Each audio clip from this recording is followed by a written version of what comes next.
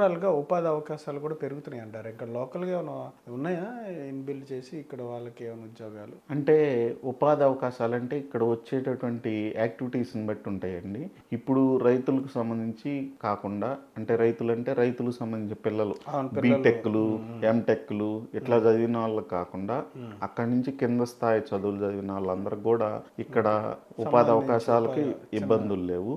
అదేవిధంగా వ్యవసాయ కూలీలకి ఆ స్థాయి 10th క్లాసు, ఇంటర్మీడియట్, డిగ్రీలు ఈ ఈ స్టేజ్‌లో ఉన్న వాళ్ళందరికి కూడా ఇక్కడ వెసులుబాటు ఉంది. దరిదాపుగా అందరూ కూడా వీటిలో పనిచేస్తున్నారు. హైకోర్టు, సెక్రటేరియట్ ఇట్లా ఈ సంస్థలన్నిటిలో పనిచేస్తూ ఉన్నారు. ఓకే. అదేవిధంగా ప్రైవేట్‌గా వచ్చిన కంపెనీలు ఉన్నాయి. ఇప్పుడు ఈ చాలా ప్రైవేట్ కంపెనీస్ వచ్చినాయి కదా! వాళ్ళకి కూడా అవసరం. వాళ్ళు కూడా మరి కొంచెం చదువుకున్న వాళ్ళని కంప్యూటర్ ఆపరేటర్స్‌గా రకరకాలుగా తీసుకుంటున్నారు. వాళ్ళ దగ్గర కొంతమంది పనిచేస్తూ ఉన్నారు.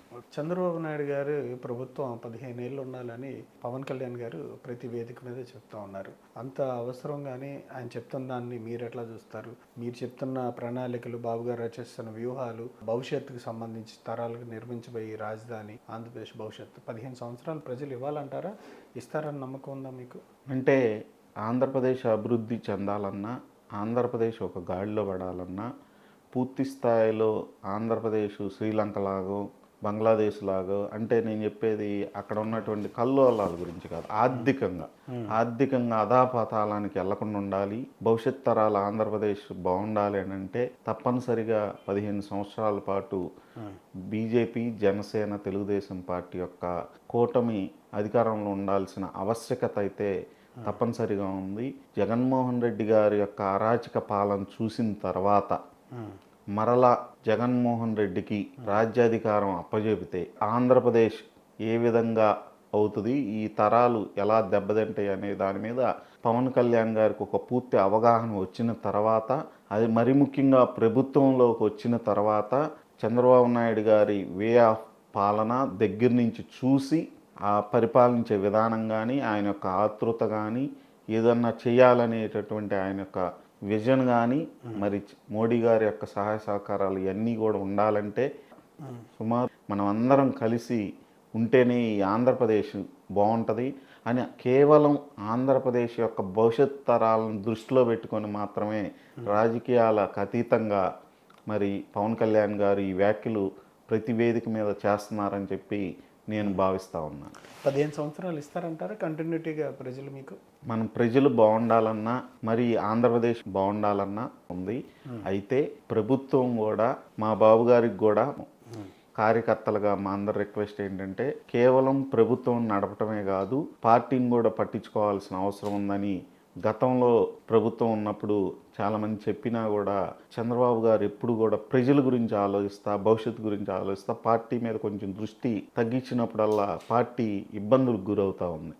ఈసారి అలా జరగకుండా సిస్టమ్ ఏర్పాటు చేసుకొని పార్టీ మీద కూడా దృష్టి పెడతానని చెప్పి చంద్రబాబు గారు చెబుతున్నారు. అయినా కొంచెం టైం తక్కువ కేటాయిస్తున్నారు. ఇంకొంచెం ఎక్కువ టైం భవిష్యత్తులో ప్రభుత్వ కార్యకలాపాలు ఒక గాడిలోకి వచ్చినాక ఎక్కువ టైం కేటాయిస్తా ఉంటున్నారు.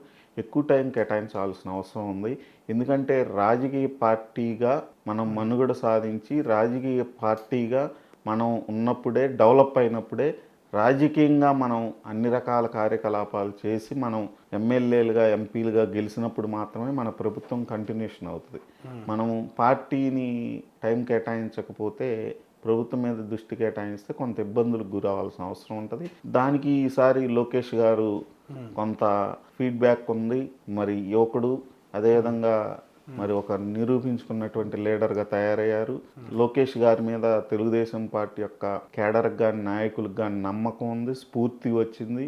అదేవిధంగా లోకేష్ గారు కూడా చాలా ఎన్టీ రామారావు గారి స్టైల్లో స్ట్రైట్ ఫార్వర్డ్గా పాలిటిక్స్లో అంటే అవుట్లుక్ అంటే బయట పేపర్లో, మీడియాల్లో ఎలా ఉన్నా ఇన్నర్గా మాత్రం ఉన్నది ఉన్నట్టు కుండబద్దలు కొట్టినట్టు మాట్లాడితేనే ఒక గాడిన పార్టీ కానీ, వ్యవహార శైలి కానీ వస్తుంది అనేటటువంటి మరి అభిప్రాయంతో ఉన్నారని నాకైతే తెలుస్తూ ఉంది. మీకైతే ఆ విషయంలో తెలుస్తుంది. అంటే ప్రతిసారి పార్టీ ఆఫీసుల్లోనూ ఎమ్మెల్యేల చేత, అధ్యక్షుల చేత, మంత్రుల చేత, అలాగే నారా లోకేష్ గారి శిబిరంలో కావచ్చు, ఏ సమస్యలు ఉన్నా సరే చాలామంది క్యూ కడతా ఉన్నారు. వాటికి సంబంధించి పరిష్కారం ఎట్లా ఉంటుంది? అంటే జెన్యూన్గా మెసేజ్లు వస్తున్నాయని కొంతమంది చెప్తా ఉన్నారు. దాని మీద ఏమైనా వాకప్ చేసినప్పుడు మీకేమనిపించింది బేసిక్గా? అంటే ఈ 2 రకాలు ఉంటాయండి. చాలా సమస్యలు మన ఎమ్మెల్యే గారి దగ్గరికి వెళ్ళినా, ఎంపీ గారి దగ్గరికి వెళ్ళినా పరిష్కారం అవుతాయి. అక్కడికి వెళ్ళి అడుగుతారు, అక్కడ వారు పరిష్కారం చేసి దాని మీద దృష్టి పెట్టి చేసేలోపు ఇంకా ఫాస్ట్గా అవుతాయి. లోకేష్ గారి దగ్గర నుంచి వస్తే చాలా తొందరగా అయిపోద్ది అని ఆతృతతో వెళ్ళే వాళ్ళు కొంతమంది ఉంటారు. ఇక్కడ ఏమైనా ఇబ్బందులు ఉంటే ఇక్కడ కాదులే అని అక్కడికి వెళ్ళే వాళ్ళు కొంతమంది ఉంటారు. ఎక్కువ 10% మాత్రమే ఇక్కడ పరిష్కారం అవ్వకుండా ఉన్నాయి, అక్కడికి వెళ్ళి పరిష్కారం చేసుకోవటానికి వెళ్ళి ఓ 10% కనపడుతుంటాయి. మిగతా అన్నీ ఈ స్థాయిలోనే పరిష్కారం అవుతాయి. ఆతృతతో ఎక్కువ మంది వెళ్తూ ఉంటారు. సహజం. ఆ లీడర్ మీద ఉన్నటువంటి క్రేజ్, లీడర్ మీద ఉన్నటువంటి నమ్మకం మూలాన అలా వెళ్తూ ఉంటారు. అయితే వెళ్ళి అన్నీ కూడా ఫాలో అప్ చేస్తారు. వాళ్ళు ఫాలో అప్ చేస్తున్నారు. దానికి వింగ్స్ ఏర్పాటు చేశారు. మినిమం 3 డేస్లోనే దానికి సంబంధించినటువంటి మెసేజ్లు రావటం కానీ, దానికి సంబంధించినటువంటి ప్రొఫార్మా ఫాలో అవటం కానీ, అవి కలెక్టరేట్కి వెళ్ళాలా, లేకపోతే పోలీస్ డిపార్ట్మెంట్కి వెళ్ళాలా, కన్సర్ట్ డిపార్ట్మెంట్కి వెళ్ళటం కానివ్వండి, స్థానికంగా ఉన్నటువంటి నాయకులకి అంటే ఎమ్మెల్యేలకి, ఎంపీలకి దాన్ని కమ్యూనికేట్ చేయటం కానివ్వండి, ఆ బాధ్యతలు అక్కడ ఎవరో ఒకళ్ళకి అప్పచెప్పటం కానివ్వండి, ఇవన్నీ కూడా ఒక ప్రాసెస్ ప్రకారం జరిగిపోతూ ఉన్నాయండి.